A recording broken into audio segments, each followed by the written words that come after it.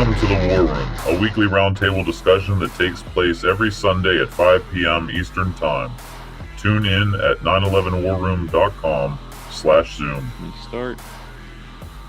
Welcome, everybody. We are at 9/11 War Room. It's 5 o'clock on March 27th, 2022. Glad everybody could be here. Just starting off real quick with new news. Share my screen. This was actually from the beginning of last week, but I thought this was kind of important. Over in Scotland, UK, a council candidate was urged to quit after a Pope slur and saying 9/11 was an inside job. Now, her statements were made back in 2010 in a tweet, and somebody decided to dig this up, and now they're asking her to step down. So it's just, you know, even to this day, people are still being ostracized for their views and questioning the official story of what happened on 9/11. I have no updates on that right now.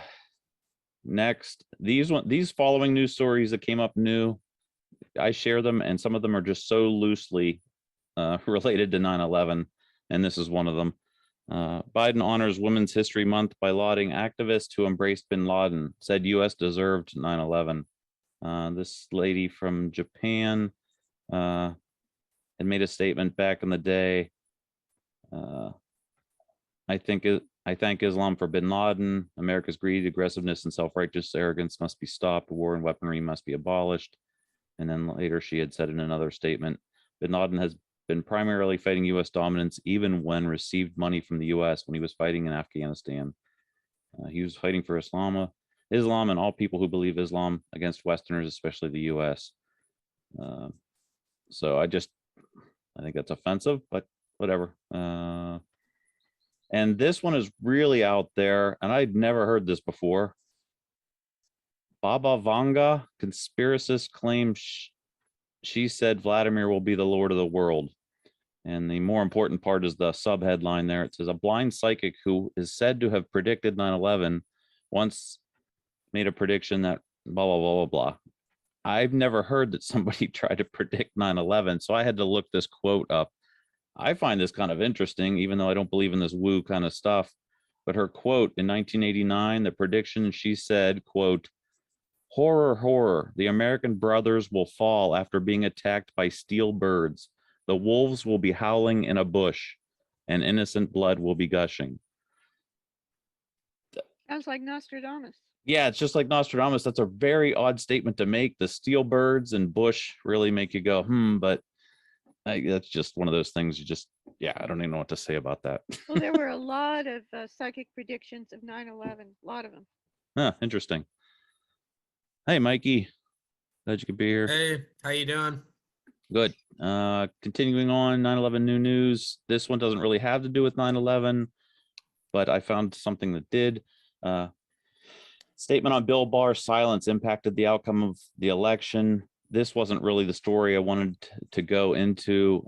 We all kind of know that Bill Barr seems to be showing signs of gatekeeping on 9/11, considering we had some lawsuits against him for failure to produce evidence to the 9/11 Commission and the Congress. And I found this clip. I had asked Adam Fitzgerald to comment on the James Kreindler clip, and this segment I really found interesting pertaining to Bill Barr. I'm just going to play a very short segment of it, and I think I got to stop my share real quick because I didn't say share my audio. So let me do that. You want to maybe explain what that particular litigation is all about?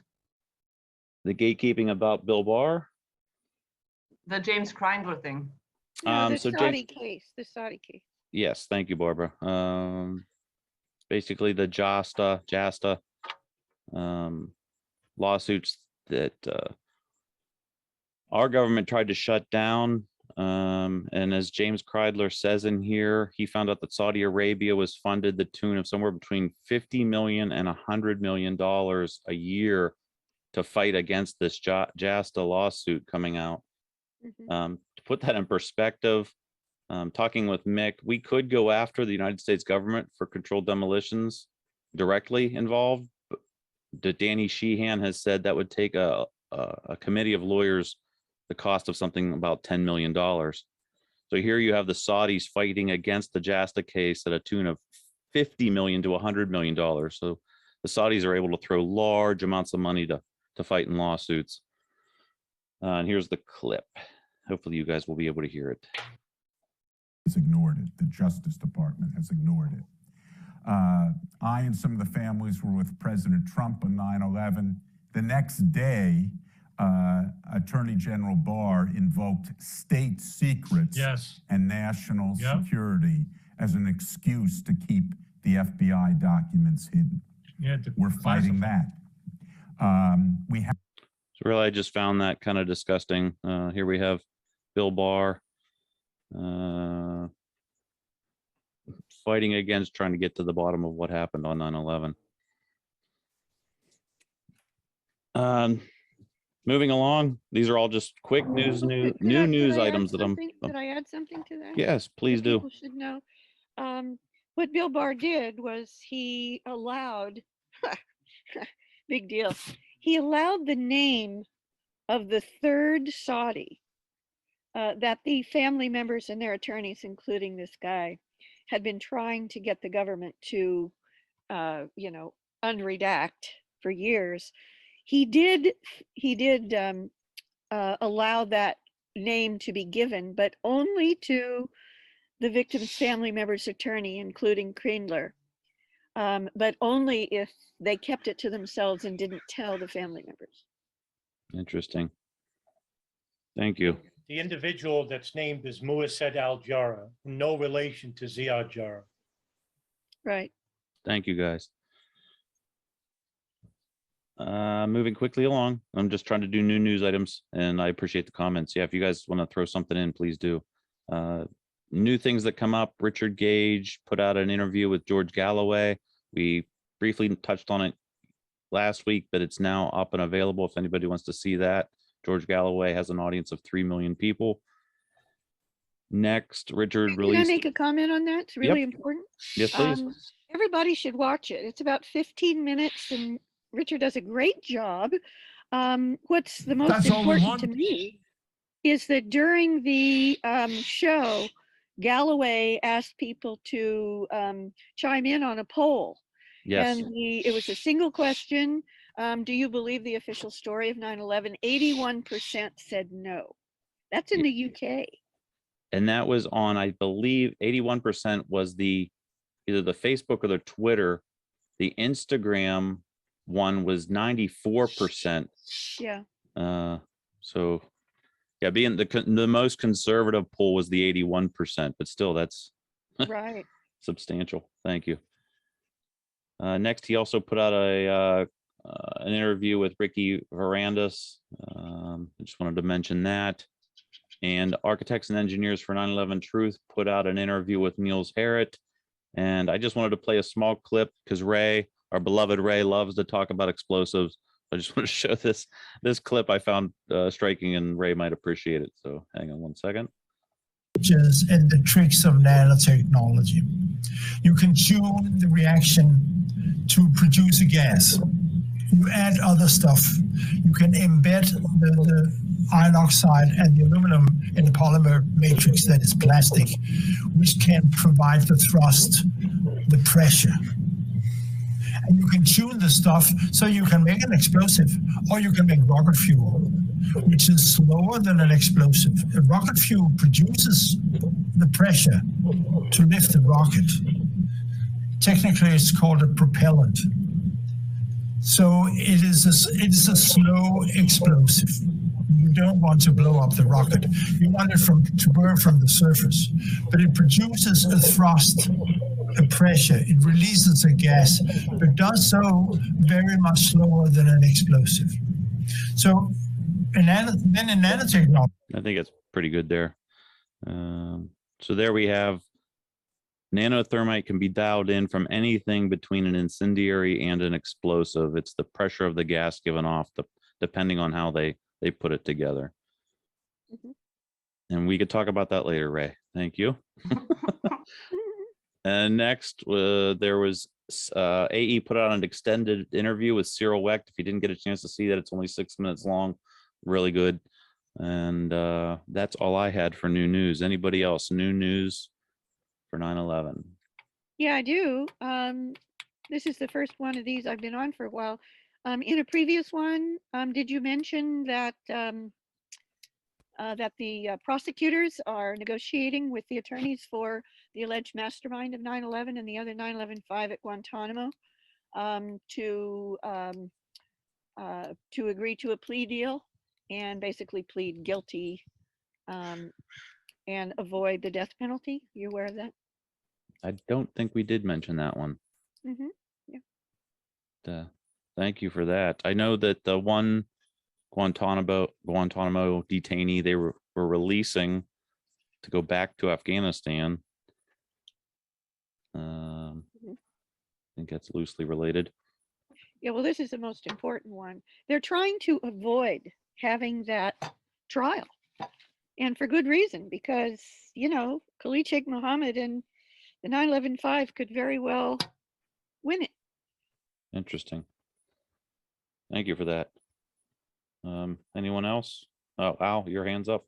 Yeah, I was just reading today on architects and engineers has put out a plea for money, and they're sending out as many mailings as they can. The American Society of Civil Engineers, which had issued a statement to its local chapters that they stand by the official report, and A&E has done a number of talks in front of their subgroups, and they're trying to go and get as many people as they can in front of them to submit the real story. So in other words, this is a plea for money, but I thought it was interesting because that's really the heart of the whole story with these guys, somehow getting engineers on board. And, you know, that would be a great thing if they overturn the society. Let me comment on that. I Sorry? talked to Richard the other day, and he said that, excuse me, Kelly David the other day told me that that Roland Engel and some of the others have actually given this presentation now to over 40, I think she said 43 or 44 chapters throughout the Yeah. country. Oh, wow. And in every single case, at the end of the presentation, not a single engineer in the audience was in favor of the official story of World Trade Center. Oh, okay. That went, I thought you were going another direction with that. No, just, you know.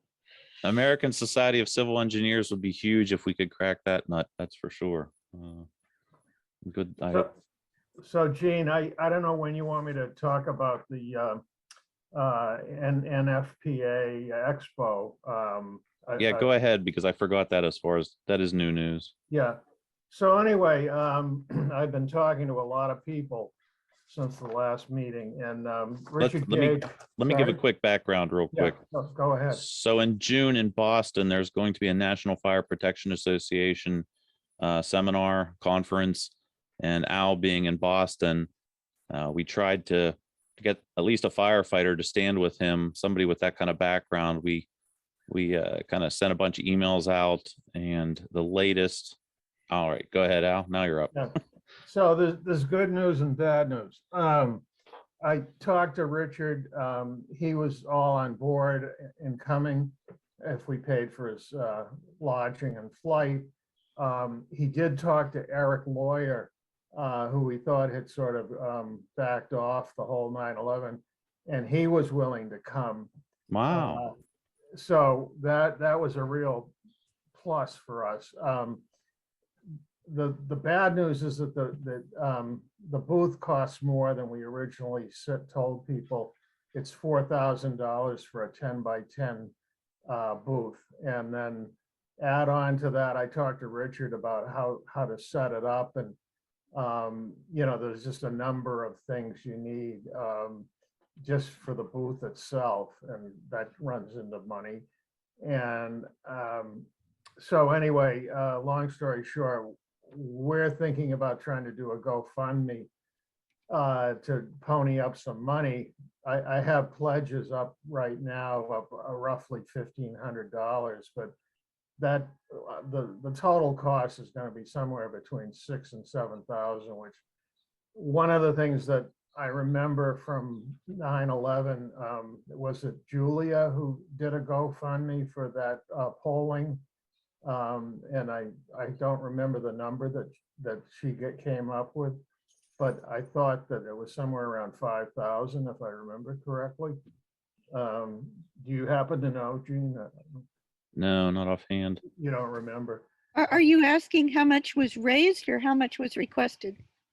How much was raised?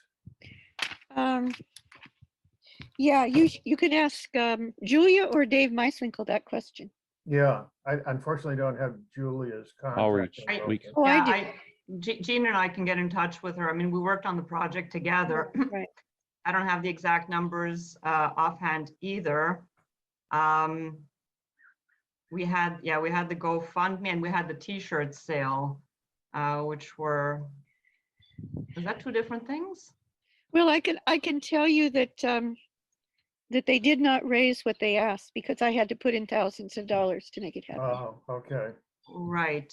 And well, yeah, because we had different initiatives. Barbara helped out The plain banners. with the The plain plain banners, Mm. which we would not have been able to do Yeah, thanks, Barb. without her help. She had offered to help out on the campaign if we didn't make the goal.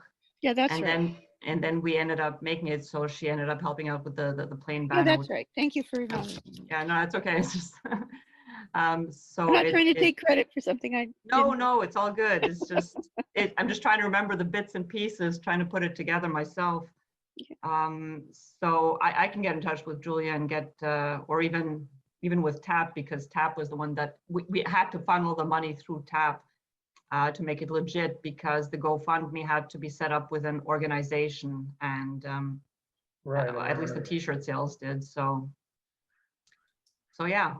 But I'll get you the information, and I did get your message, Al. I just did not have a chance to call you back. Sorry. That's okay. For those who don't know, this is a big deal. The the National Fire Prevention Convention, which takes place in Boston, is a national convention, and they get about 5,000 people over the course of 3 days. And the idea of having we're trying to get in there without getting tossed out ahead of time, but there are a couple of ideas. I talked with Richard, this guy, Scott Granger, who's with A&E. He has his own forensic engineering company, and we have to identify ourselves as to who we are. So that's one option. His company could, be there without anybody knowing, what the intent was. The other option is Eric Lawyer has Firefighters for 9/11 Truth, and that's an option. It would be more in your face. We're not going to go in with our banner, obviously. And our whole intent is to get, experts that can talk to other experts and engineers at this convention. And I have Al? also, yeah, sorry. Yeah, I don't understand if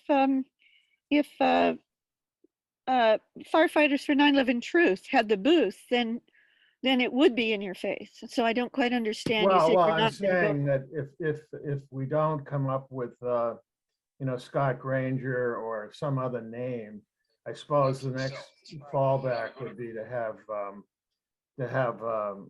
lawyers own logo out there. I realize it's, getting into dangerous territory, but the other Let's thing I pause one talked- second here, Bob, Yeah, or hang I on was to gonna that. say, Hang on to that thought, Alfred. We're just going to pause for a second to say a prayer Okay. for 9/11 justice. I just do this every week. If you're not religious, just chill out. Lord, we just come to you right now, and we just lift this issue up to you. We thank you for all these advocates and those that are still fighting this after 20 years. You would just continue to encourage us to help give us the words to say to other people that they would be able to hear this truth. We ask for a prayer of protection around the Lawyers Committee, McHarrison, Richard Gage and his new venture, and all of us that continue to just take these steps. We're not giving up, Lord, and we just ask for your prayer of protection and guidance. In your name I pray. Amen. Thank you, everybody. Go ahead, Al. So, yeah, Richard had suggested, well, we talked about architects and engineers and having them involved. And I talked to Ted Walter, and he was going to send out or talk to some of the people on the board and see whether they would be interested in actually funding and coming to this event. So that was another option. Have you heard back yet? No, I haven't. It was actually Friday when I spoke with him, and I was intending to talk to him this week. Richard talked to this guy, Ed Muniak from San Jose, or he was trying to reach him, and I'm not sure. I guess he's on the board as well, or it wasn't clear to me what his role was. But anyway, there were all these balls in the air, and hoping that we can, get this, because I do think it, and mostly everybody I've talked to so far thinks that this is really important, that we have a presence at this thing, because it is, nationwide, and it's, there are a ton of, professional engineering companies and everything else you can imagine to do with fire. And so anyway, having said that, that's where I'm at. Al? Yes, sorry. Yeah, if you could just clarify, I think you used words a little bit earlier to the effect, well, obviously we're not going to go there under our own banner. What did you mean by our own banner if you're asking A&E? Well, our banner is Boston 9/11 Truth. Oh, I see what you mean. Okay. So, I guess and- they're trying to come off very vanilla so we don't get an immediate knee-jerk reaction from people coming in that are offended to it. So is one of the concerns that if it was A&E or if it was Eric Lawyer's Firefighters for 9/11 Truth, or, obviously a 9/11 movement front applying, is the concern that maybe they wouldn't allow the booth at all, even if we came up with the funds? Yeah, I mean, Richard was concerned. I mean, when he went in, at the last expo, I think it was the architects convention, when they found out, because of his name, the back in those days, I guess, they denied, originally they said, fine, you're welcome to come do your presentation. And then they told him, when they realized what it was about, no, we don't want you. So. Did they deny a booth? I'm sorry? Did they ever deny him a booth? I don't think so. Well, I thought that's what he told me. I for some reason, he couldn't give his talk, and, I know they denied him. They were giving out credits for continuing ed in those, it was sort of like a course presentation, and they told him to forget it. We're not interested in what you have to say. So Yeah, but that's different because he was giving a presentation, whereas you're just one booth of many. Right. Yeah. And you're not preaching, like you're not standing there with a mic in front of an audience. Right. Obviously, you would have to focus on everything that's firefighter related, right? The fires themselves, the the whole legal, not the legal, but the whole code, the fire code that wasn't respected in terms of the investigation and all of that stuff. You would have to keep your focus on that. And if you can go in, I don't know if Erik has an organization that he can officially represent on paper, or even Scott Granger. I mean, that would be your ideal situation, that you go in under that banner. Right. Not even Firefighters for 9/11 Truth, not AE for 9/11. Like, you can't even have truth in your title anywhere. Right. It's going to have to be something very specific that they can, they can check the books and they can see that company exists and this person is certified. So Mhm. you're going to have all your ducks in a row before you even get there to have a chance, to be there. And Right. hopefully they don't kick you out after the first day when they see what it's about.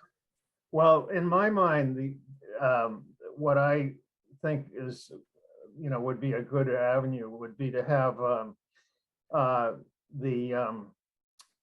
talk about the high-rise initiative in New York, and have Ted do a presentation on that. There are venues within the expo where you can give talks. And the other would be, what was I going to go with this? Lost my train of thought here. But anyway, to keep it very specific to the technical aspects of what happens to a building as like Building 7, which we would have to have TV screens of it, dropping, within the booth and, sort of giving a presentation based on, if the fires brought this down, every building code in the country needs to be changed, and, getting the people in the fire community realizing that, there's something wildly wrong with this whole scenario. And so those are the things that have to be tailored to the convention, and not to go off on who did it, or the obvious things that we get asked all the time.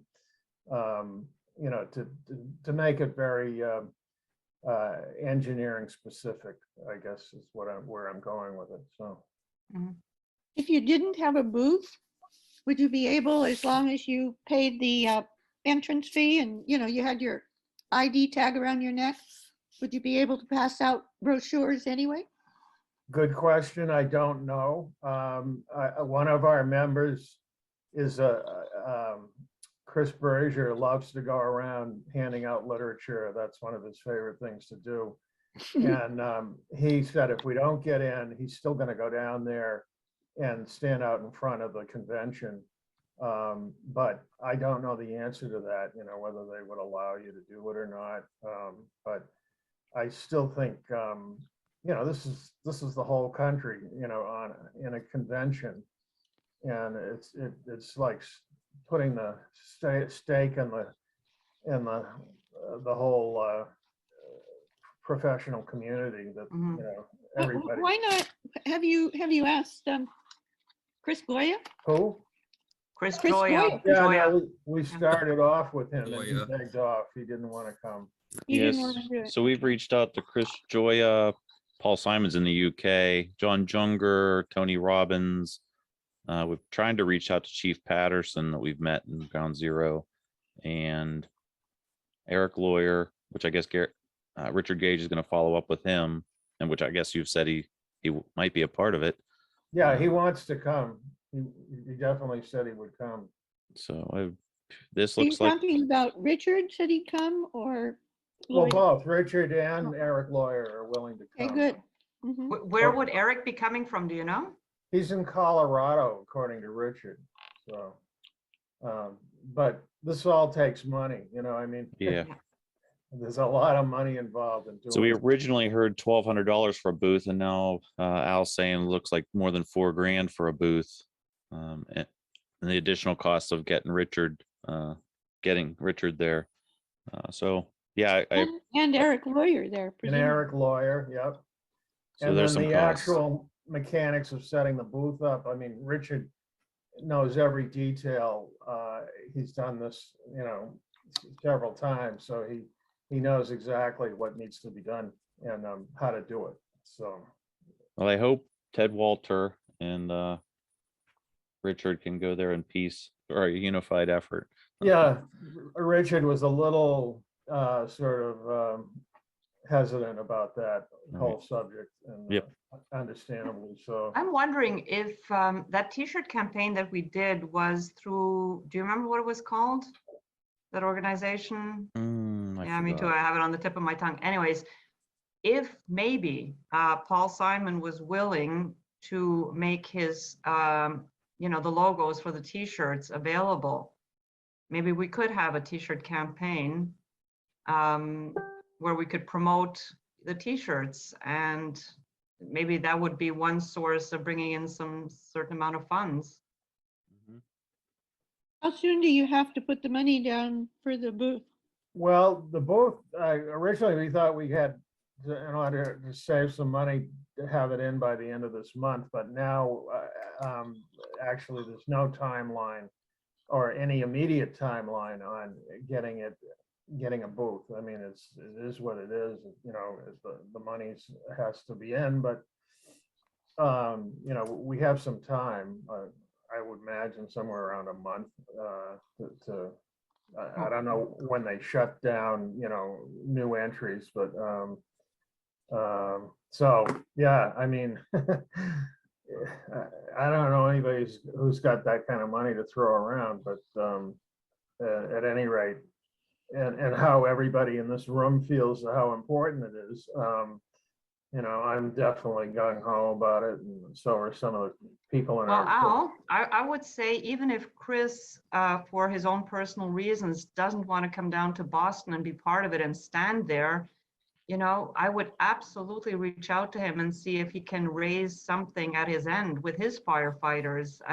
They were all on board, and Yeah, maybe for them, it's a way to contribute. It would be the easiest way for them to participate without having to participate, and make sure that this happens. I'm sure they understand the significance of it. right. And I would absolutely reach out to them. And Yeah. we're just going to have to get creative with, 3 or 4 different channels to try to raise the money and hope for the best. Yeah, that's a good thought. And the other thought I had was his mutual aid request originally that we had sent out to every fire chief in Massachusetts. And having that at the convention, asking firefighters to sign on. And I don't know whether that would be even, yeah, there you go, you got it.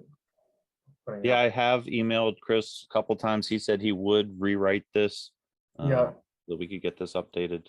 Yeah, so, I mean, those two things, having that and having Ted Walter talk about his high-rise safety initiative, I mean, it's a logical subject for this convention. I mean, I couldn't. Right. think of And anything. Al, do you still have, when you gave out all the when you got in touch with all the firefighters in Boston, right? Right, You gave out like 400 plus like packet, 430, yeah, and this was packages. by snail mail? Snail mail, yeah.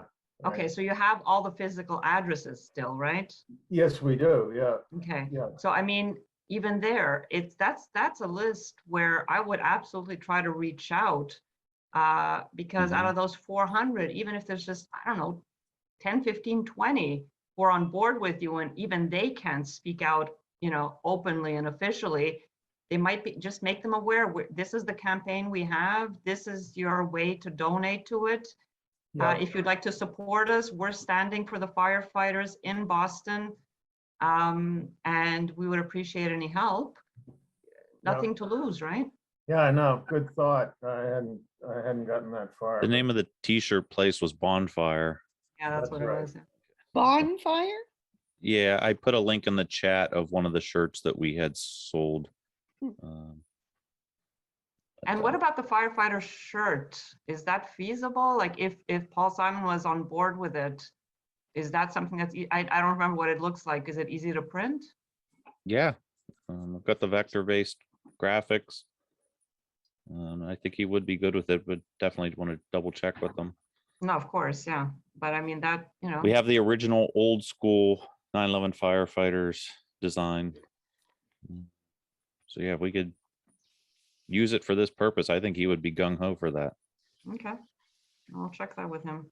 All right, I'm gonna move on because Adam's been really patient. What's going on, Adam? I don't know if you covered it.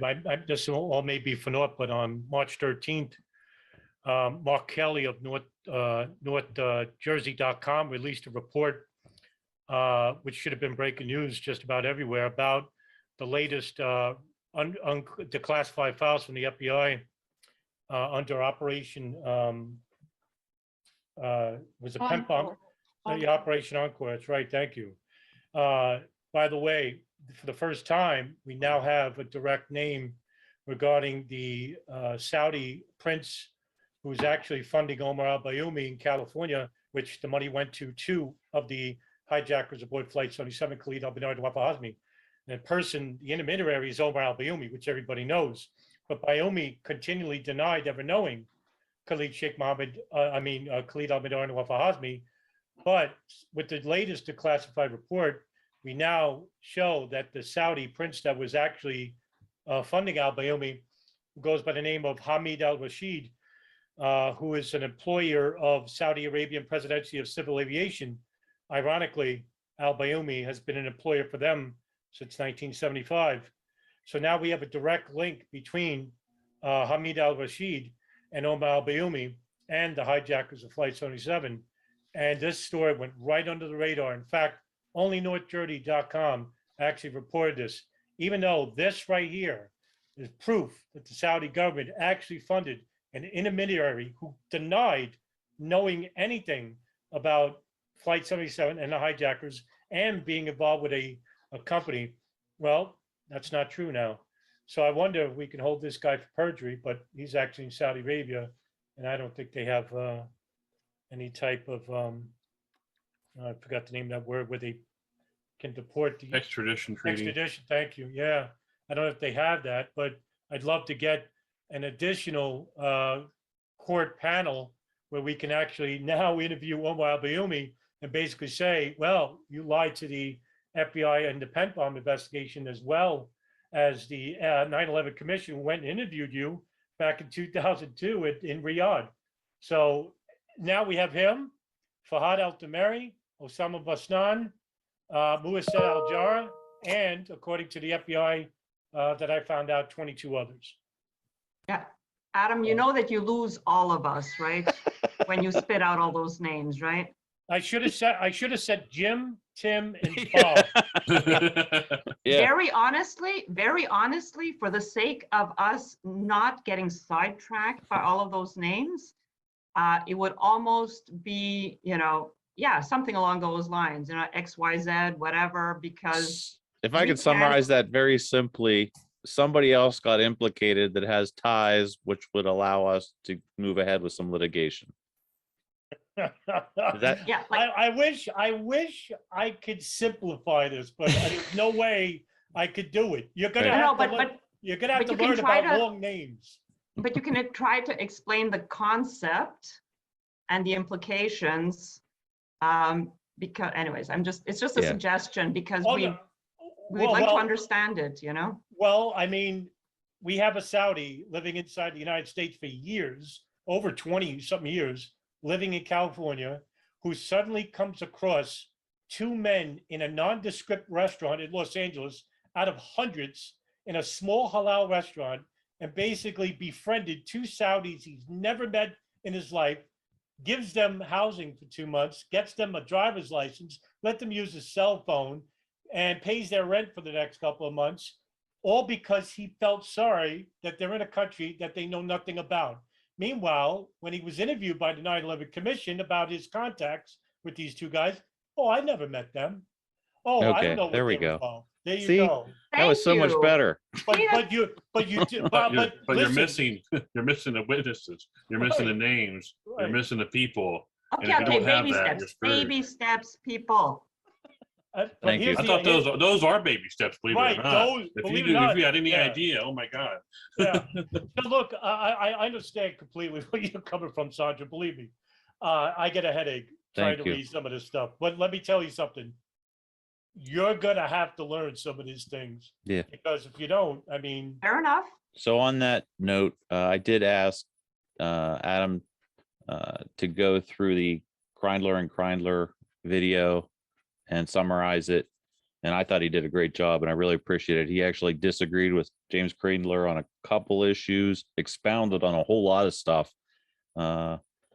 He did get a little deep, but I think everybody should check that out. And I'll include that. I did put timestamps because somebody I was. actually somebody, no, I put a lot more. Yeah, I saw that. Very good. Okay. I think it was Ken Jenkins in the email said it would be helpful if you did that. And I said, more work for me. Yep. Thank you. All right. Ray, you're up. Here we go. Hello. Hello. Everybody. Hi, Okay. Ray. How's Belgium? Holland. It's actually Holland, sorry. but it's very close. Very close. Ray, just For an side American, question. you're very close. What is it? What's your main language? Is it French or German or Dutch? English is my main language. No, really? No, but where you live? I Like, was born English, Okay. and then I moved to Holland. No, I just But wondered what that's a language you different communicate in. thing. It's a No, but what different language thing. do you communicate? Like what part of where do you live? Daily on a it's Dutch. Dutch. Okay, thank you. Yeah. Okay, Okay. thank you. But Sorry, I didn't mean to imply anything. my native tongue was Australian. Okay, gotcha. Okay, and then I moved. I've seen a lot of the world. That's Okay. it. I've All moved right. a lot. I was listening to Alfred and the NFPA, the National Fire Protection Association, I think it's called. Mm-hmm.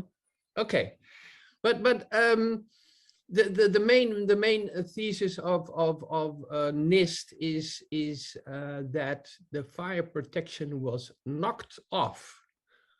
That's the basis. If there was fire protection, the building would have still stood. So I posted this in a chat, and you really look at the fire protection of that building, and that was removed. That was removed by something, and that's why the fire got hold of the steel and melted it, or it sagged. That's the official story. It's sagging of the steel, and the pulling in and whatever. But the fire protection is the main thing. If you have the fire protection in the building would still be standing, but it was removed by something, and that if you have a booth at the NFPA, I would just have this photo with a question: is if the building had this fire protection, how did it come down? Because that's the whole thesis. You have to pinpoint your thought process on a conference. What is it? A conference, or is it with the booth? It's a convention. A convention that it's specifically about fire protection. So if you go there, it must be very specific. And I would not even mention the word controlled demolition, but the thought process about how the fire protection was dislodged from the steel, and that's the only question you have to ask on a convention like that, because you have to keep it very simple in communicating with people, and not posing a theory what could have happened, but why it did happen the way it did happen. And if you look at the NIST report, only a shotgun test was used to back up their thought process of how this was dislodged, this fireproofing, and that was done by shotgun test. What do you mean by impact. A shotgun shot was, Barbara? Yeah, I believe they did do a test where they basically just use a shotgun to take off some of the fireproofing in a test. That's what I remember. In a lot of people have mentioned that also, that the shotgun was used. Let me add in. But if you look at the photo, okay. Let me add in something. Kevin Ryan did a test also, and this report said that it sagged 42 inches. But Kevin Ryan said, if you look at these UL tests that I'm trying to show you, in their tests, they found that it was only able to sag 4 inches after being in the furnace for, I think, 2 hours, which was longer than any of the fires. So there's a big difference between 1, melting, 2, sagging 42 inches, and 3, in reality, it only sagged 4 inches. So Maybe they just added the 2 to the 4 by mistake. right. but going to a convention like that is keeping your message simple and to the point of the people you're trying to address. Because I think that a lot of people who if you look at the photo I posted, if you look at it, the amounts of fireproofing which was in that building, it was incredible. And it's amazing that you can remove it only by crashing a plane, because it would be very partial dislodgement of the fireproofing. Ray, is NIST saying that the planes crashing into the building dislodged all the fireproofing for the whole building? Is that what they're saying? No. Some of it. No, only on certain floors. Oh, okay. There was the estimation that the impact of the plane, the kinetic energy of the moving plane, and then we're not talking about the fuel. We're talking only about the kinetic energy of the plane was used to kind of estimate where the fireproofing was dislodged. And as a test case, they used this shotgun theory. And that was Kevin Ryan. He said, even in those tests of the shotgun, it was really a low amount of fireproofing, which was dislodged from these structures they were testing on. Correct. What So about the tests they building were 7? What about building 7? Are we talking? No, I'm talking only about the towers. Mhm. It's 7 is not at hand in Because of the dislodging of the fireproofing, yeah, that the only applies dislodging, really with I the think, planes. yeah, that's the key. The key of the NIST report is the dislodging of fireproofing, Mhm. and they do not do a very good job at the way they make their thesis. They leave a lot of things out, and as Real as quick, Gene pointed out too, the measurements are not consistent. Yeah. So I think if you go to a convention like that, and that's what I wanted to tell Alfred, keep it very simple. The message you want to convey in the sense that this is the where the NIST report puts the pinpoint. You know, it's a dislodging of fireproof. So I just wanted to quickly say, if anybody wants to get to this data, if you Google NIST WTC repository, it'll bring up this NIST site. And now my screen froze. Could you put that in the chat? There we go. And then you scroll link? down here. Can you hear me? Yes. Can you see my screen? Yes. Okay. Down there, I've collected materials, and I tried to download this, and it's well into the terabytes, but they've organized the photo and video clips and tapes and stuff, computer simulations, and even fire tests and analysis. And each one of those takes you to their Google Drive, and all of it's there. Again, I tried to download it all, and it's just nearly impossible. One thing I did want to share, this picture, images of collected steel, I found this really, really neat. I want to open this image up. I had shared this in a private video, but I just wanted to share this. He's cutting up some steel, and there's one of these handholds that would have tied the bolts. The north end of this segment of steel was actually to the right of this picture. But what I found really interesting was, let me zoom in on this. You see this black soot in the shape of a heart? That would be the top of that handhold. So whatever was in here burning was leaving a plume of some soot or mark out of the north side of the or the top of that handhold. I just found that striking. That there's some evidence for something going on right there in their picture that they have. I'd like to make a comment on, I think it's Ray's comments. Yes. Yeah, I think if I get the gist of what Ray said, I think it's a good idea. Keep it simple, stupid, as it were, and put the question to them. Yeah. You just ask them how, in a fireproof building, and you show the photos, can this come down? That's number one. Number two, might be a good idea to focus on World Trade Center 2, because the plane did not hit straight on like in World Trade Center 1. And yet it came down basically in its own footprint. Thank you. In other words, if you're just hitting the corner of World Trade Center 2, yeah, well, even if you stipulate or agree that you've knocked off some of the fireproofing. It hasn't been knocked off uniformly across. Hmm.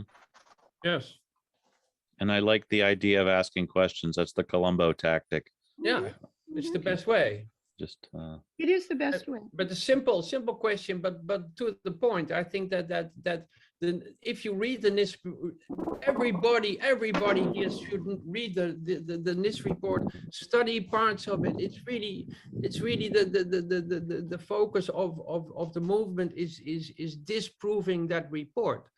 It's not about having our own theories about speculation.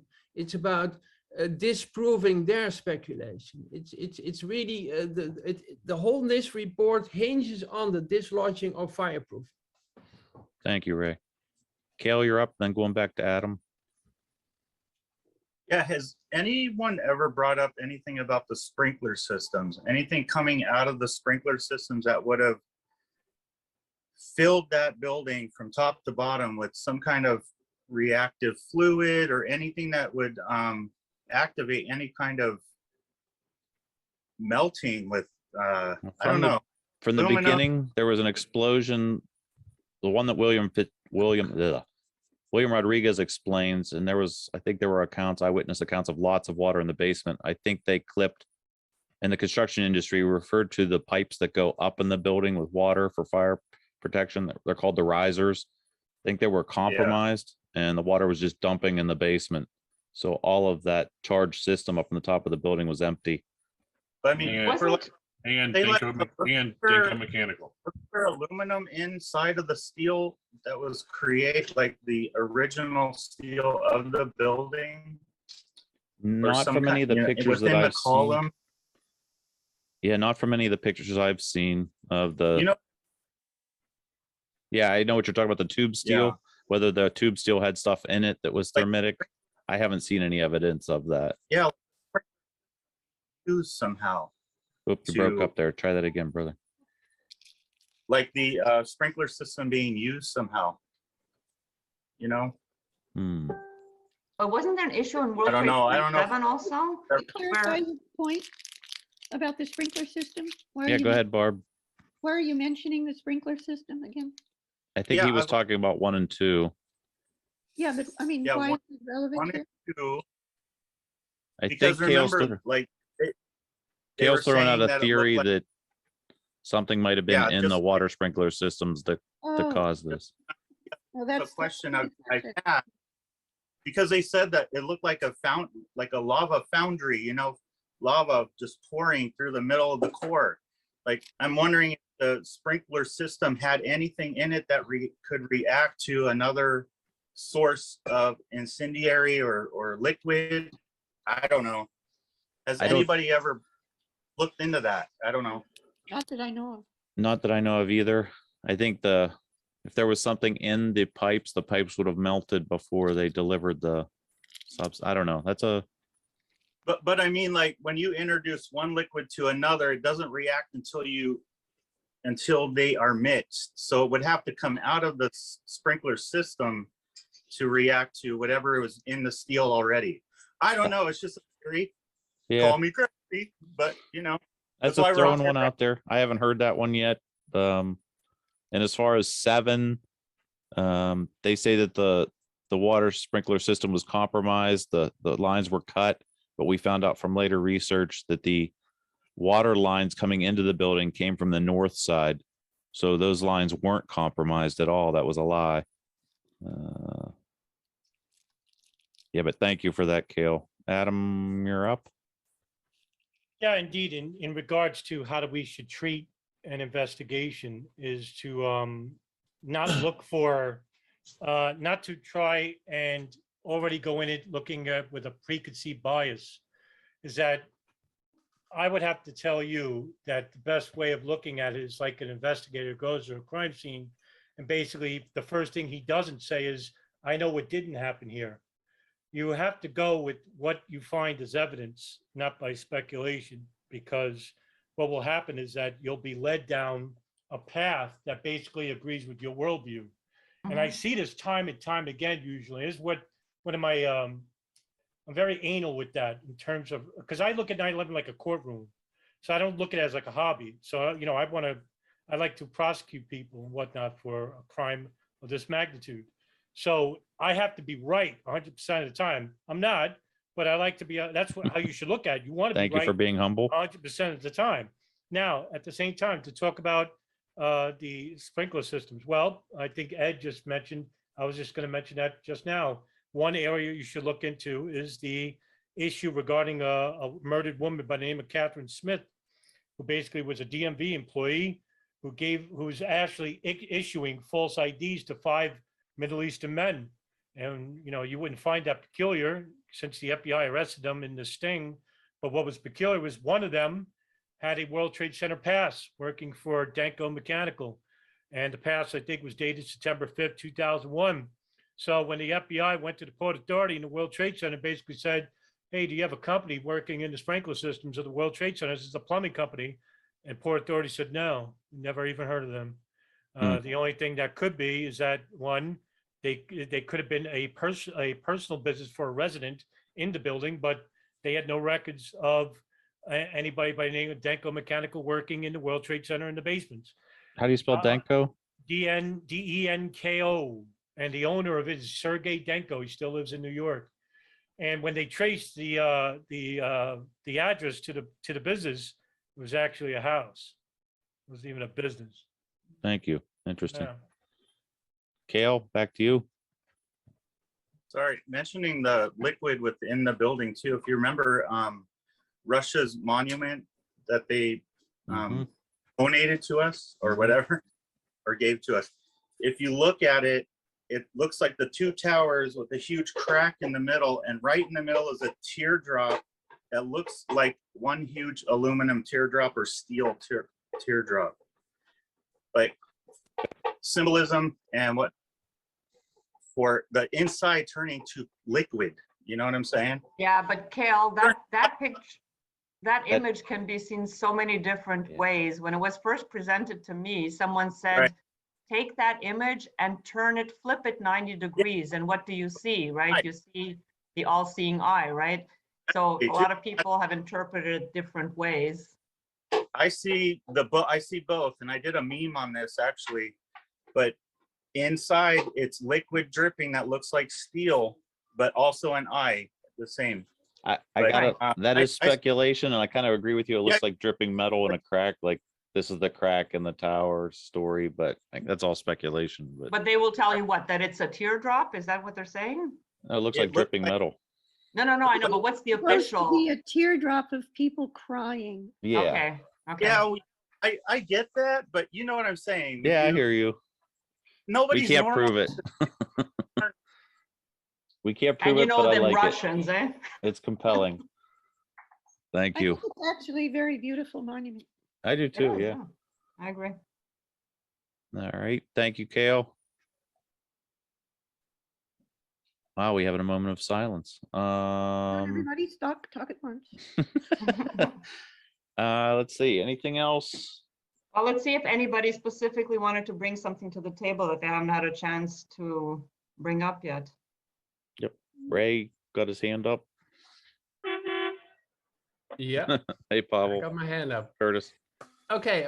I want to go back to the dislodging of fireproofing. Huh? It's Surprise. very essential. And I posted a screenshot from the last film that came out from I don't know what he's called. He posted on YouTube. He didn't post it for 20 years. And I made a screenshot of Kevin Westley. Yeah, Kevin Westley. Yeah. What was that? But it's looking at this and looking at the tower and looking what's coming out of the tower. And if I'm correct, that is your fireproofing coming out. It's being blown out of the tower. The dislodging of fireproofing is taken place at that time. We don't know. What are you referring to? The black smoke? No, I'm talking about the explosion. Oh, It's Of the that, plane coming back out, Yeah, but- that what is coming out. oh. You can see it later on the street, and it's a fluffy kind of. It's not not concrete dust. It's fluffy.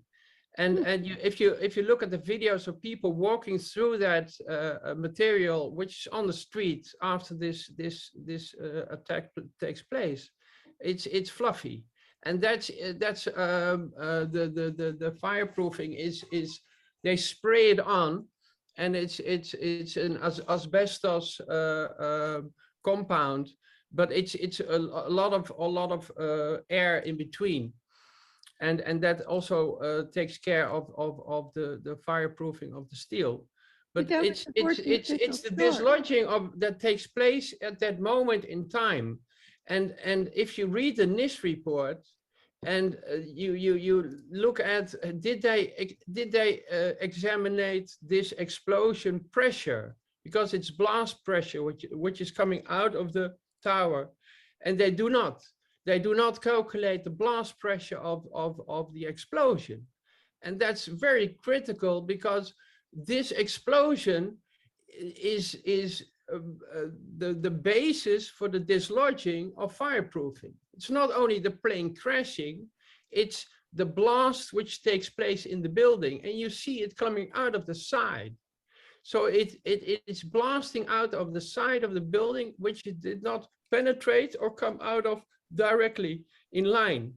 So there's a lot of overpressure and blast pressure there, and NIST did not calculate the overpressure of this explosion. Why is that So important? that's what I want. Yeah, it's very simple that they leave it out. Would you want to ask Barbara? Why is that important that they didn't calculate that? Because what is happening here is partly a destruction of the building, which was not included in the NIST report. They only calculated the kinetic energy of the plane. They calculated the amount of fuel. They calculated the burning of the fuel, but they never did calculate the overpressure, the blast pressure, which is taking place here. Okay. Is the data available to be able to calculate that? You can calculate everything in life. Well, then can you do that? I read the report. I understand what they did not do, and I'm not a scientist who can calculate that. But I've read up on how to calculate it, and seen that people are doing that, so it's possible. Okay. Maybe if we could put Ray in touch with. I'm not the guy. If we could put Ray in touch with Tony Zambati or somebody, maybe to track that down. That's high level math. But it's a very, very crucial part in the whole NIST investigation, which was left out. If you look at then I would get that calculated. The MIT in Boston did all the calculations for NIST, and they calculated nearly everything, but they did not calculate a certain part of things. And they mentioned that in their part of the NIST report, the parts that they did not calculate. And that means that they could have calculated it, but they did not do it. I'd like to make a comment on what Ray just said. It seems to me, regardless of what the total mechanism was, whether it was just the kinetic energy of the plane impact or also this pressure wave, the additional explosive power, regardless, I think what you're saying is on the ground, there was some fireproofing. That seems to support the official story, regardless of the mechanism. Yeah, but how did it get there? Well, I don't think that's off. important as the fact. It was knocked off. It was blasted off by explosion. You see it. You see it in the picture. I don't have to. But Ray, here's the thing. I'm not making things up. I'm looking at it. I get that, but at the same time, it's like, what? I mean, is this information really that important? A plane hit the building, it exploded, and the building came down, and we know it's controlled demolition, but it's just like that data. Hold on. Let me finish. That data. Hold on. Let me finish. Hang on, Ray. Let me finish. Hang on, Ray. Let him finish his. That specific piece of data is going to be inconclusive. No. You can't prove that was blown out because there was a lot of other pieces of debris that was laying there as well. So was that blown out as well? Of course it was. But by what? You know, that's the point. Blast pressure. At blast. Well, yeah, there was blast pressure, but there's blast pressure even within the kinetic energy of the aircraft. No, blast pressure is something else than kinetic energy. Blast pressure is it You can't comes have from a you can't have core. pressure from kinetic energy. No, blast pressure and kinetic energy is a movement. Blast pressure is from a center core and it explodes outward. That's Right. There is a center core of the explosion upon it when plane impacted the building. Yeah, but what is the explosion? Well, there has to be a source point. I get that. But No, at the same time, what caused the explosion? right, it doesn't. I mean, what caused the explosion? Are you kidding me? A freaking plane hit the building. Yeah. What caused Full the of fuel. explosion? Full of fuel. There's fuel does not explode. It's not. Yes, an it explosion. does. Listen. I'm not going to argue with you about that. It does. C-141 exploded at Travis Air Force Base when they were trying to refuel the damn thing. It exploded. It blew windows out of the law enforcement desk I used to work in. That's blast pressure. I'll keep it very simple. I just did. No, there's no way you're going to tell tomorrow- me that a plane can't explode. Yeah, Tomorrow if you you'll- aerosolize anything, Tomorrow you buy some gasoline. No, don't. I don't need to. I already no, know no. the experience The firsthand. gasoline is not jet fuel. Jet fuel is like kerosene. yeah. Yes, kerosene is not an explosive. It's very simple. It's a burning liquid. It's I, as nothing more. a Nothing more. carpenter, have been taught that we've had accidents in cabinet shops where the sawdust. That's why we have vacuums now in these in these carpenter shops. Sawdust was so prevalent in the air, a spark set it off, and the entire building exploded. And it's just sawdust. So something flammable in the air at a great enough quantity and contained in an area can cause that area to become explosive. Although the individual matter, whether it's jet fuel or sawdust, is not explosive, in those environments it can be made to have an explosive effect.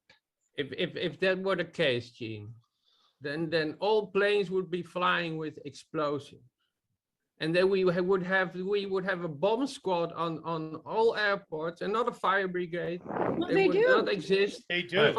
Jet do. fuel They go out to the is a flammable liquid, and that's why we have firefighters. We don't have a bomb squad when there's jet fuel running through the city in tankers.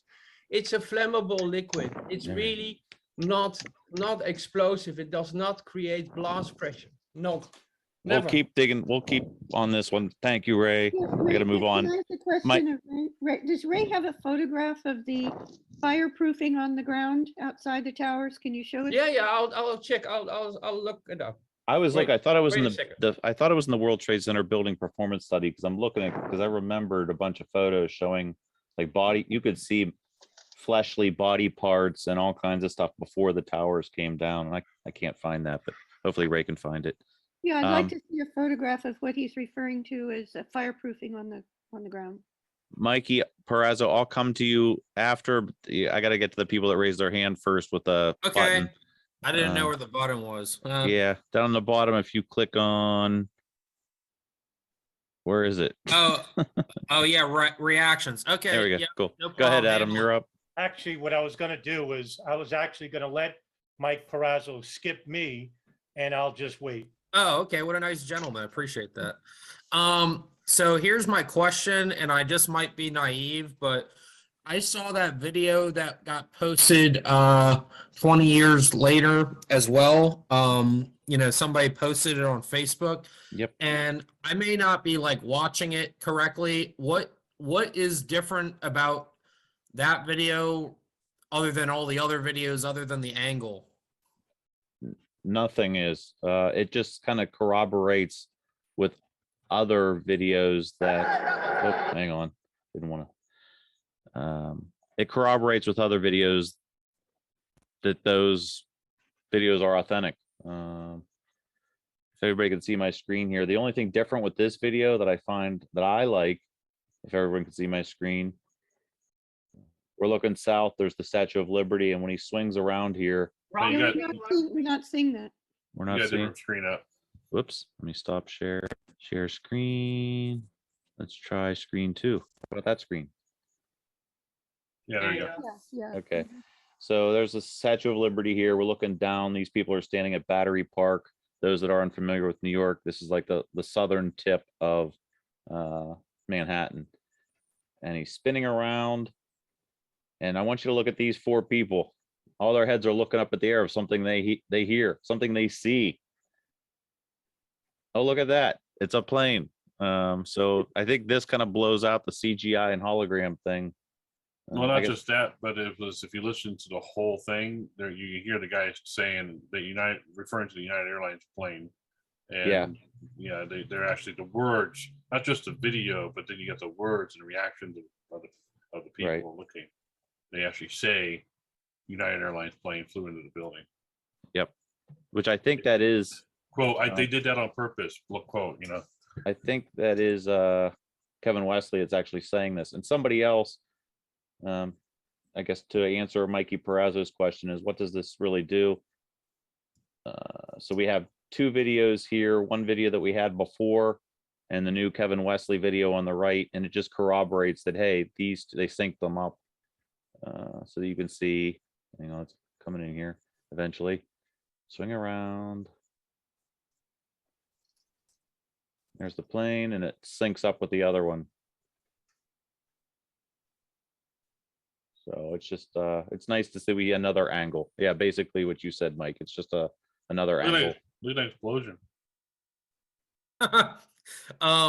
So another thing I wanted to say is the last time I was at Chris's house, which was about 2 or 3 weeks ago now, for some reason, I think it was because I asked and we were out with some firefighter friends of his, and the question of 9/11 came up about the explosions in the lobby, about the marble panes being blown off the walls. Mm-hmm. And I said, Chris, why is that? And or why was that the case? And he's like, well, there had to have been explosives in the lobby because of the fact that none of the elevator shafts went directly from point of impact all the way down to the lobby. There in the World Trade Center, there were over 99 elevators and they split at the sky lobbies. So there was no direct path from the explosion site to the lobby. I'm like, oh, wow, that's like a point that I've never even heard before. So that's that's factual information. There's another more likely alternative to that. Willie Rodriguez is on video that we have put in our evidentiary exhibits for the Lawyers Committee 9/11 petition for the World Trade Center, in which Willie Rodriguez said that My son Bobby was up from the and all of a sudden we got Sorry, go ahead. that the explosion came up from the basement and burst the lobby, at least one of the doors, the metal doors of the lobby elevators open.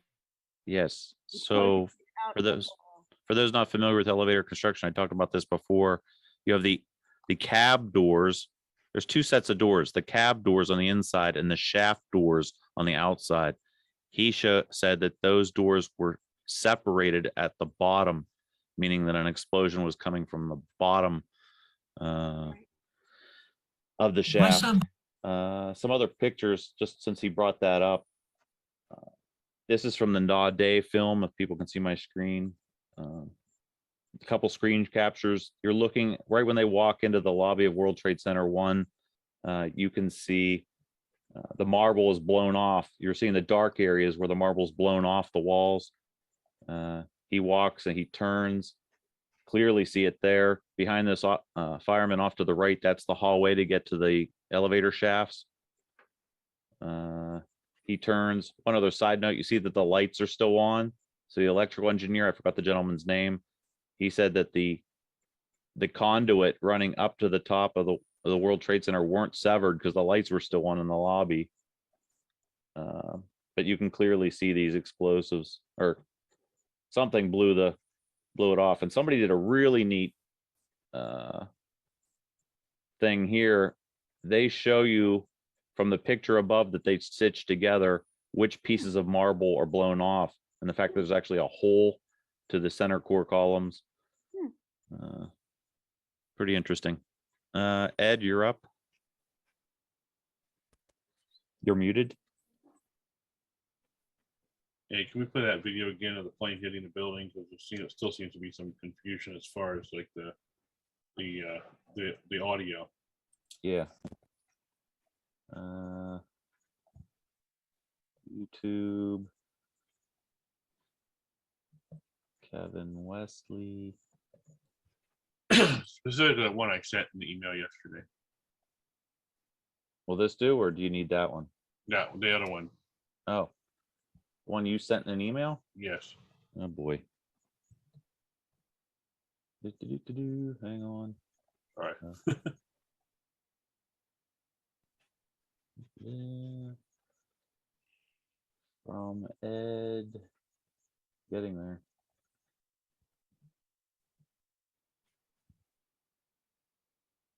Clean your inbox. Yeah, no, yeah. There's 40,000 emails. I don't clean my email. Which one? The text or the? You have a video? The one you're looking at right there, the YouTube video right there, the link. Oh, there we go. That right there. Turn audio on. Can you hear it? Because I'm not sure I shared my audio. I can Yeah. hear it. Okay. Now you just want to hear those guys saying? Yeah, you go to the impact. Yeah, Right it's before like impact. Right before impact. There you go. right before impact. Here we go.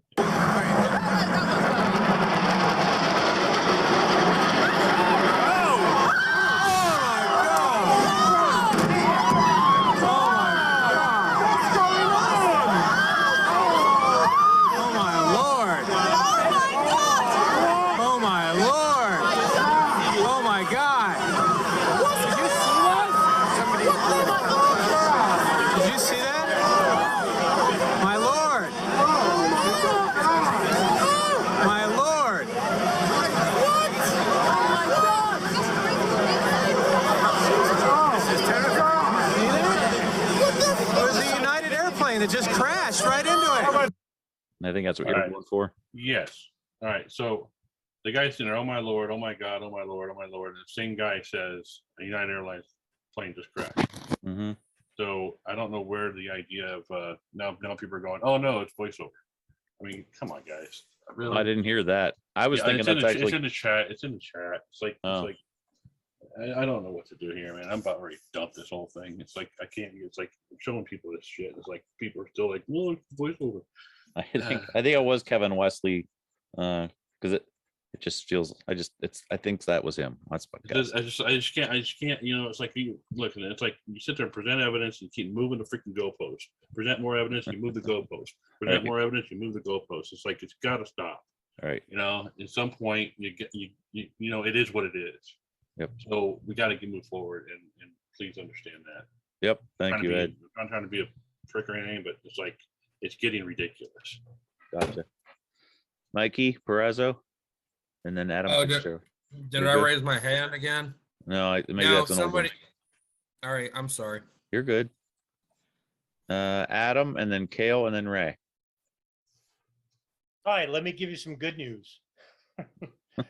Actually, I interviewed Nick Fielding, who co-authored the book with Yoshri Fuda, who, for those who don't know, Yoshri Fuda is an Al Jazeera reporter who had actually met with Khalid Sheikh Mohammed and Ramzi bin Al-Shibh, is the only person to ever interview them. In fact, they called him to do the interview. And so he went and did the interview. And basically what happened was that they actually shot video of this interview. And Khalid Sheikh Mohammed and Ramzi bin Al-Shibh kept the video so they could blur out the faces. And when they got arrested by the Pakistan ISI and the CIA, Nick Fielding co-authored the book with Yoshi Fuda. And Nick Fielding told me is that that video is still in the hands of the CIA. So I told Nick Fielding, I said, I'd like to work with you regarding a Freedom of Information request if the trial ever ends or starts, or if they do make a deal, in that we could get the video back because it's Yoshi Fuda's property. And this is before they were even tortured. So I'd like to get that video from them, which shows that not only did they plan the attacks, but that the intelligence agency very well may have known about it, because the NSA and the CIA were listening to the phone calls of these people. So that would be a bigger conspiracy right there. In fact, I talked with former senior executive of the NSA, Thomas Drake, and I told him, the other day, I said, Tom, do you know exactly where the files are regarding the NSA wiretaps of bin Laden's satellite phone and the Al-Qaeda communications hub in Yemen? And that's 5 years before they even did the 9/11 attack. So this would show either that Al-Qaeda was behind it and that they allowed it to happen, or the intelligence agencies basically made the attack. So either way, it doesn't matter because they're guilty as hell anyway, regarding either facilitating the attacks or allowing the attacks to transpire without any interference. So that would mean at any rate, no matter what, we can actually show that the intelligence services most likely are guilty in this endeavor. But how much guilt? Well, we won't know. Here's the only problem. If this deal goes through with the United States government, which I think it's going to, whatever they had and whatever they didn't have will never come to public for the next 30 to 40 years, because whatever the evidence that they were going to use will now be locked away in the National Archives for the next 30 or 40 years. And that means whatever they didn't have will never be public. That's why the trial was so important, because even their own lawyers are salivating at the bit to get the trial started, because no matter what, even if they're guilty, they could still be let go, because whatever information that they related with the intelligence services regarding it was made under duress. So no matter what, even for the crimes of 9/11, they still could get, they still would not be found not guilty because under duress. The government knows it. And that's why they're trying to broker a deal. That's why if this deal goes through, this will be the worst thing possible. Thank you. Yeah. I'd like to make a comment on that. Please do. Yeah, I think from what I've read anyway, I think the motivation of the government, unfortunately, is if a trial did go through with Khalid Sheikh Mohammed and the other 9/11 they could be found guilty at least of the conspiracy. But they would, because of the torture, the sentencing, they wouldn't be able to get the death penalty.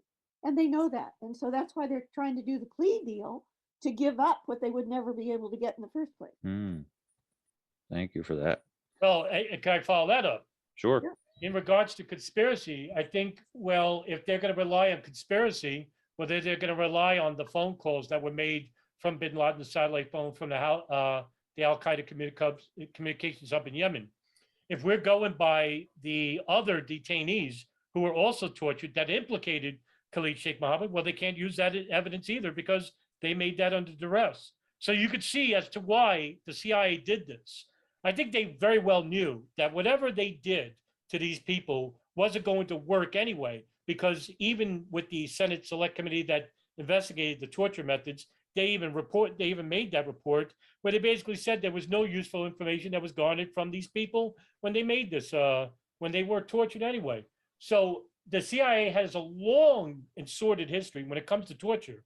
So it's like they even knew that torture wouldn't work, but because we tortured them, no matter what, whatever they said, even if they were guilty of it anyway, you couldn't make a decision because they were made under torture. So what is true and what is false? So what I'm trying to imply is this, is that they want the public to remain in belief, in inaction, because you could believe whatever you want. You could believe that they're guilty or not, but that's exactly where they want you, as opposed to saying, it's definitively known that they are innocent, or to definitively known that they are guilty, where we can have a concrete evidence of their innocence or guilt in history. But because you're led to believe that they're guilty and led to believe that they're innocent, you'll never know. And that's exactly where they want you to be, in a state of paralysis, a state of indecision forever. Right. They want you to believe anything you want, but know nothing. Exactly. That's right. Would you, Barbara and Adam and Ed, would you all agree? I think I heard it in James Kreindler's presentation that if we can get to Saudi Arabia, then we could get to Israel. I've said this before. You heard me say it during the talk. Yeah, this is what I've always believed, that if we could get one foot in the door with Saudi Arabia will basically say to themselves, well, we're not going down alone. And they have information. the information that they have is from the Magaletta, the intelligence arm. And so we could get to like people like Prince Turki bin Faisal, the director of the GID, who's now retired. Yeah, we could get to Israel because I just did a Twitter Spaces discussion based upon the Israeli intelligence rings in the United States with the art student ring and the moving front companies. And I would submit to everybody in this room, go look at the Gerald Shea memorandum. It was an independent lawyer from Connecticut that went on his own dime and investigated this issue with the Israelis. And it is enormous. It's the biggest foreign intelligence ring in the United States. And I also want to say that, you know, when we talk about Israelis, there's many in the 9/11 truth movement that immediately say, you've all heard it, the most offensive things in the world. The Jays did it, or, you know, this and that and the other thing. I think all of us are grown up enough in this room to know that, you know, it's much deeper than that. There's a lot of words that need unpacking, and they kind of depend on that to push the to kick back against us and say, oh, you guys are anti-Semitic or you guys are anti-Jewish. And no, that's not it at all. Exactly.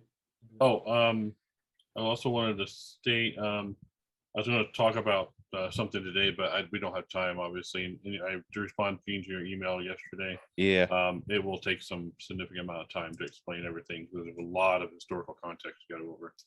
So for those that don't know, I asked Ed a while back if he could start talking on, we wanted to gear this 9/11 war room for strategy more than just getting into the weeds of evidence.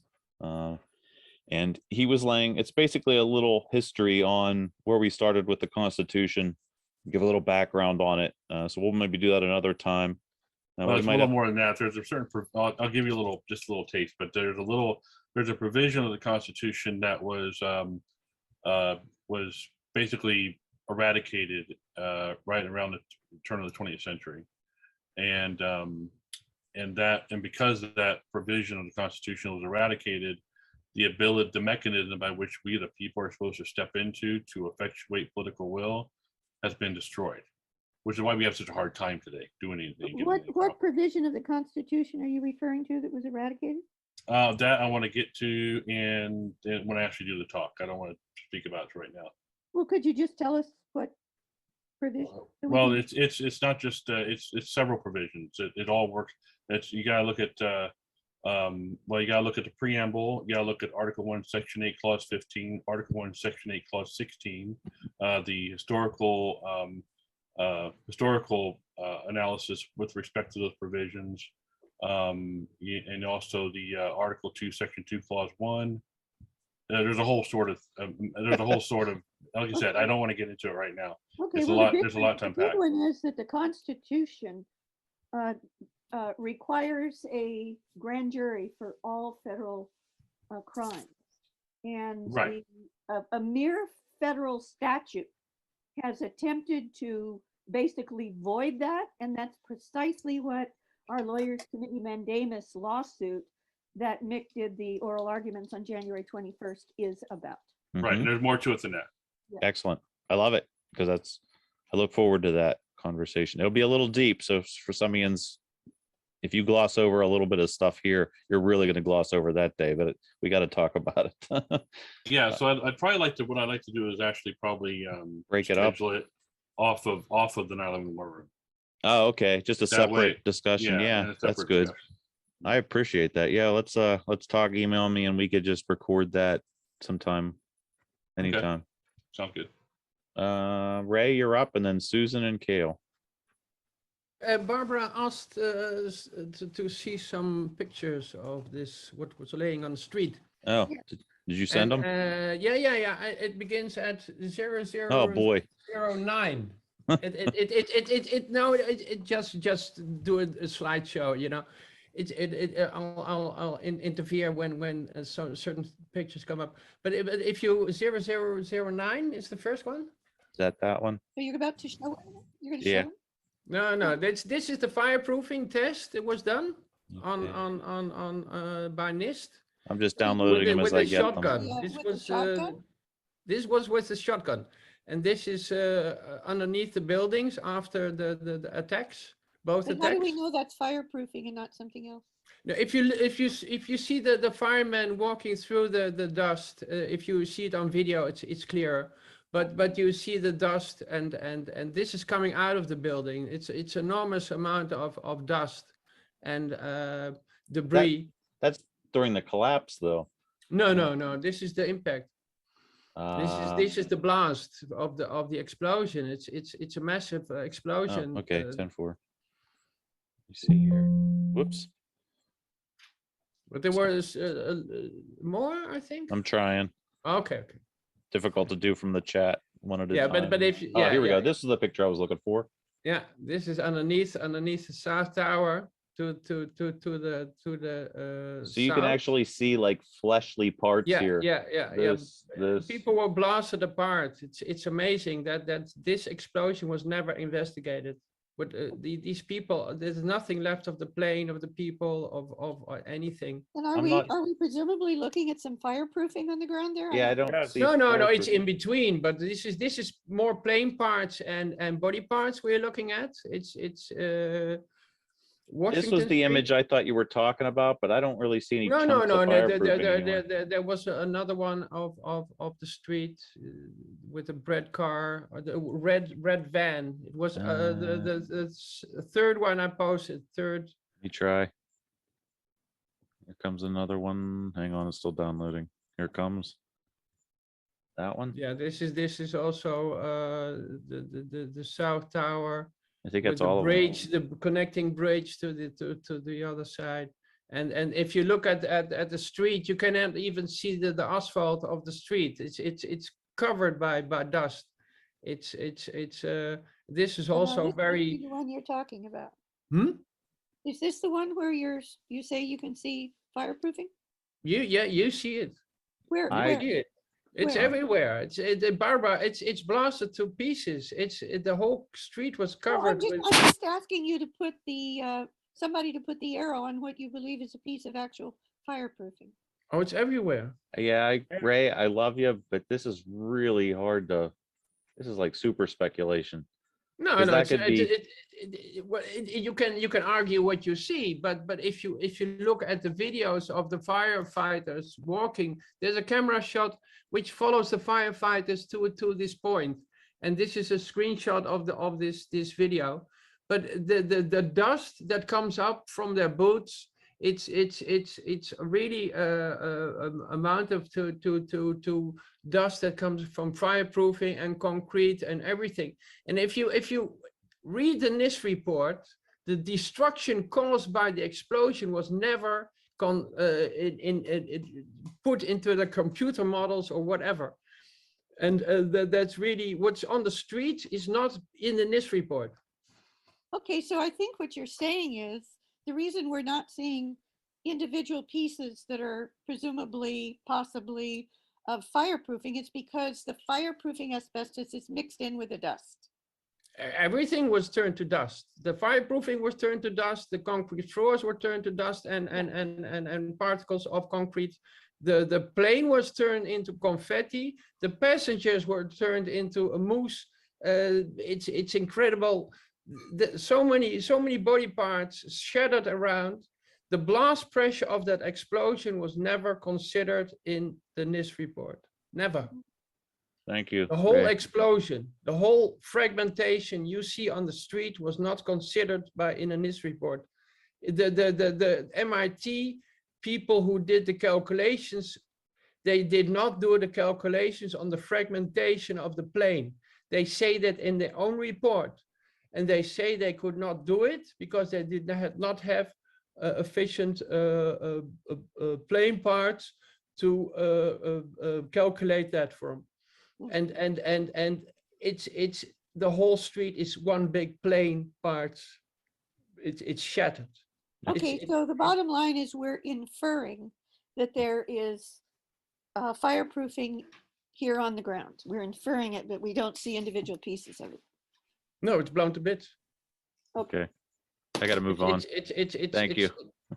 It's not a shotgun, you know. It's a detonation, and that's a whole Susan. different. I got to go to Susan. Okay. Thank you, Ray. There we go. Yeah, Adam, you talked about the Saudi connection, that if we go after the Saudi connection, that they'll kind of sing like a canary. To an extent.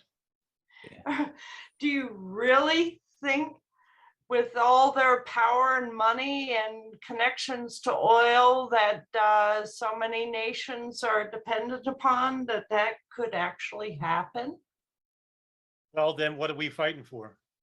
Fighting for the facts. Yeah. We're fighting for the truth, I think. Yeah, yeah, I'm with you there. And that would be a great way to ascertain more truth that we don't have. I mean, we could leverage. I mean, you push enough pressure on somebody, then maybe they could drop. I think obviously with the release of these documents, as you could see, that there's a heck of a lot more that's not released to the public. I mean, we can all agree on that they're holding, an equally amount of files. I mean, the 9/11 Commission, basically, according to them, they read 1 million files. Well, if they read 1 million files, I'm willing to believe that there's probably 10 million files that they haven't read because it's all classified. Yep. Well, that's the whole linchpin for me, that that they covered it up. And that's proof of a cover up right then and there. I mean, we know that's proof. It's indisputable that they covered up the Saudi connection. Yeah, it still continues to this day. Yep. Right. Yeah. And it's indisputable, no matter what side of the coin you're on. Well, but there are different interpretations of why they've covered it up. And the one that I favor, although we don't know for sure yet, of course, is that the Saudis were simply co-conspirators with the Bush-Cheney administration. They are the next layer in of the Muslims did it onion. And I believe that those planes were hijacked. The hijackers were hijacked, assuming the hijackers even got on the planes. We don't have any proof of that. But if they did get on those planes, that those planes were hijacked by the Israelis, basically. So the hijackers were patsies, is what you're saying. The hijackers and the Saudis. Okay. I would disagree. We're going to get into disagreements here, but it still leaves the option that the hijackers could have. I'm going to try to word my phrase. I'm just going to spit it out. There's nothing saying that the hijackers couldn't have been at the controls and that the government utilized some type of remote control to then, hijack the hijackers. So that's a reason. That's what I want to call a reasonable speculation. Thank you. Right. There are many ways to hijack the hijackers. Yeah. Right. Sure, but you got to have hijackers involved. Wow. No matter what. Have hijackers initially involved, but the planes could be swapped. Yeah. No, well then, guess what? You're going to have to prove that they were swapped.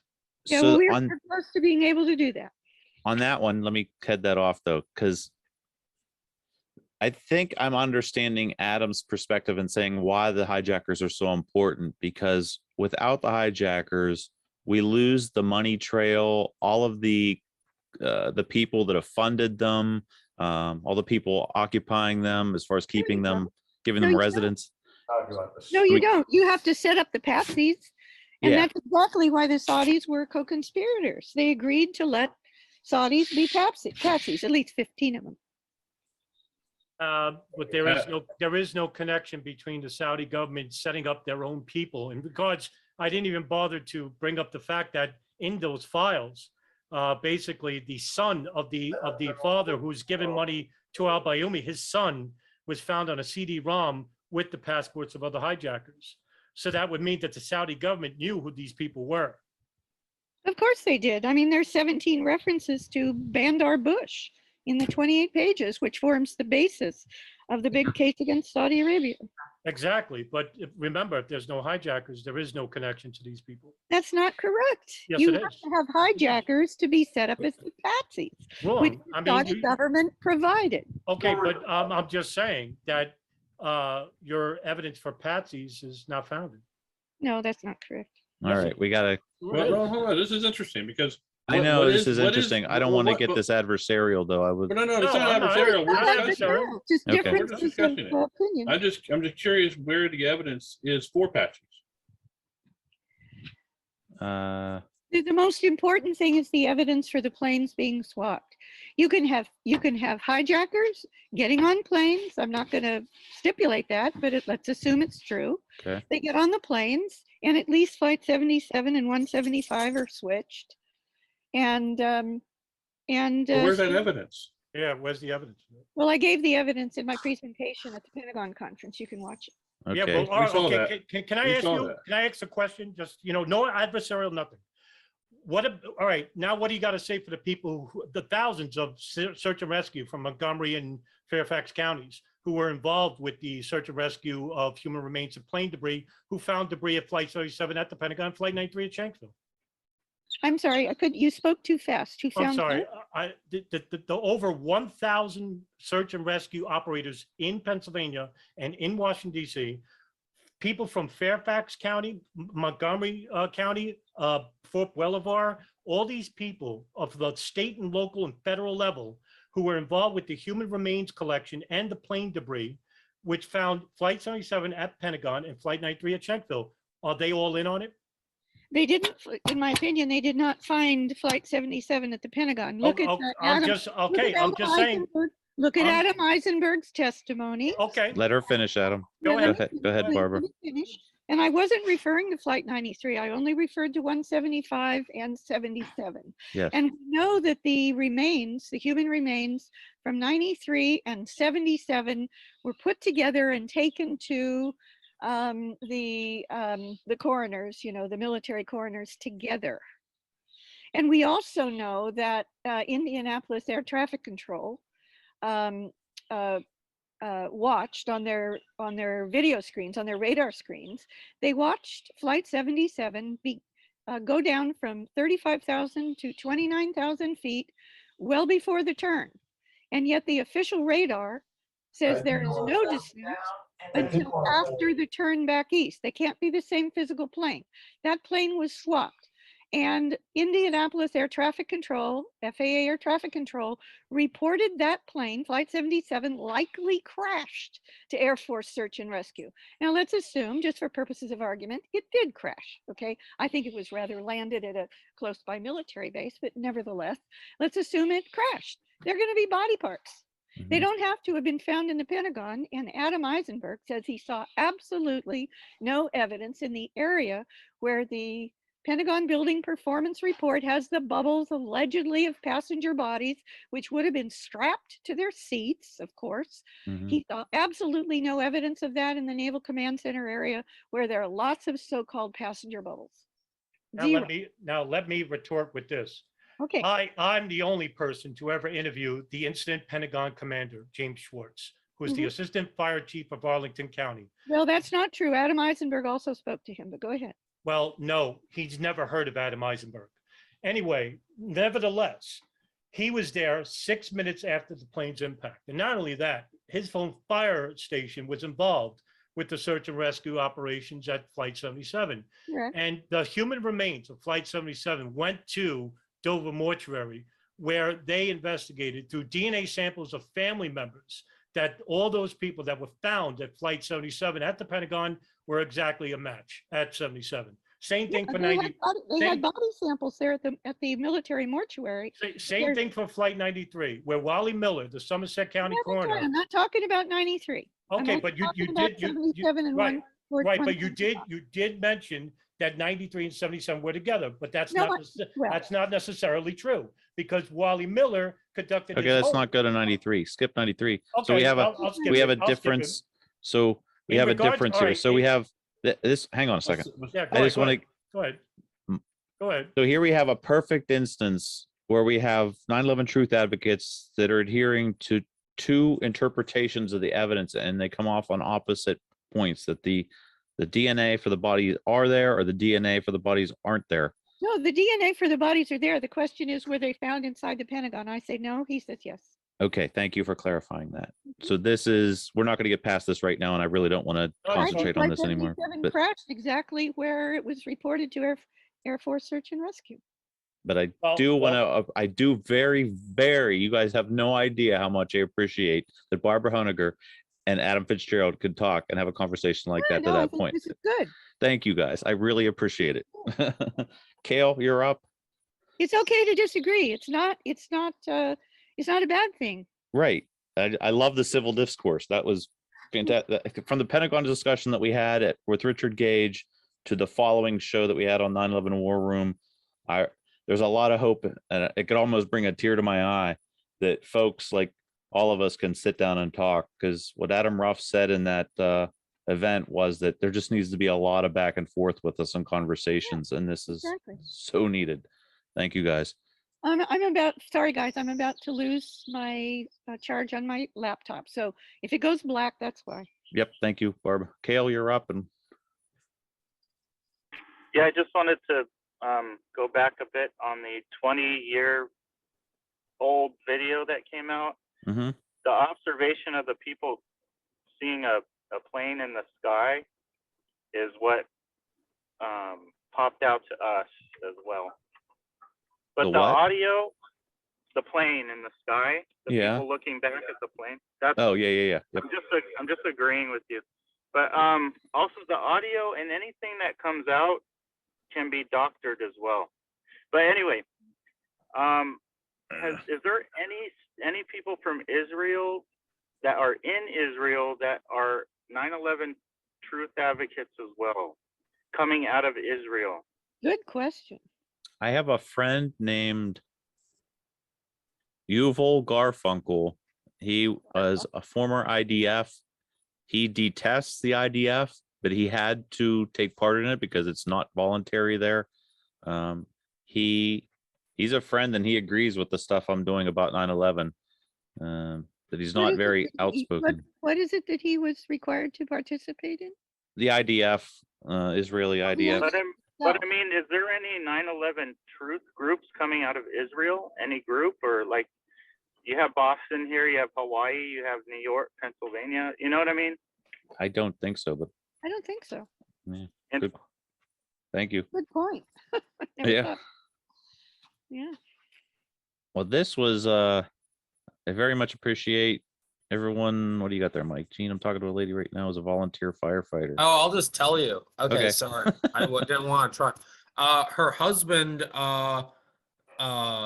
was there for weeks, and I said working there during the cleanup, and I said I'd like to chat with him sometime. I like meeting other firefighters that know that this was total bullshit. And she was like, I'll definitely let him know. So there's hope. Okay. And I told her that I'm actually on a 9/11 truth advocate Zoom call right now. So we'll see how that goes. Excellent. And last but not least, this has really not a whole lot of connection to what we're doing, but I'm sure you heard about the Freedom Convoy, which has seemed to be more all talk, no action than anything else. But they posted something on their Facebook page yesterday that they were looking for a nurse. And every time I post like stuff about 9/11 on the page, they always like take me off because of why, I don't know. But it's funny because they say they stand for, freedom of speech and whatnot. Meanwhile, they fucking do that to me. Well, I posted my girlfriend on there as a nurse, and the people that are organizing the convoy spoke with her, and she's going to be involved in helping them with whatever. And then my girlfriend messaged me back and said, this would be good for you to get your message out because now you got an in with me. And I'm like, hell yeah. So I'm going to go over there and fucking indoctrinate these people, maybe fucking put a loose change on a big projector screen and make them watch it or something. All right. Just don't drop too many F-bombs. Thank you. All right. No problem. Al, you're up. Yeah, this may be a little unrelated, but I don't know how many people here listened to Max Blumenthal on the Gray Zone. Damn it. But he had an interesting interview where he was talking about how Mossad supplies weapons to the Ukraine, their guns in particular. I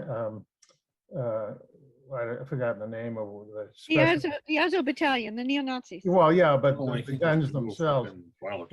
But he talks about how Mossad has been the proxy for the CIA, did supply guns to the Contras, and that they're basically a clearinghouse for all the dirty wars that have come up through and instigated by the CIA. And just speaking to how nefarious, they are, and how they're in cahoots with the CIA, and getting back to 9/11, there would be every reason to think that that was the case back then as well. Interesting.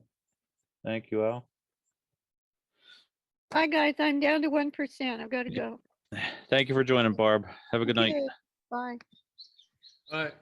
And we'll just the room. Anything else for anybody for the good of the order? Gene, one last thing on the Boston, the Fire Protection Convention. If anybody's inclined to want to donate, again, we're looking for money, like everybody. But anybody here who may want to participate, just get a hold of me. Unfortunately, our donate button on the website is still down. So, but I happy to. What's the Boston 9/11 Truth website? Boston911truth.org. Let me see real quick. Can't type. There we go. Nice. So if you need to get a hold of Al, there you go. This should send it right to him. So if anybody wants to help out, I'll be sending you something out, because I definitely would like to see this move forward. Look at that mug. Look at that. Nice looking guy on that site. I don't know what happened. I used to be. Thank you all for being here. I appreciate you all. Have a good evening and a great week. Take care, Gene. Thank you. Thank you. Aloha. Aloha. Aloha.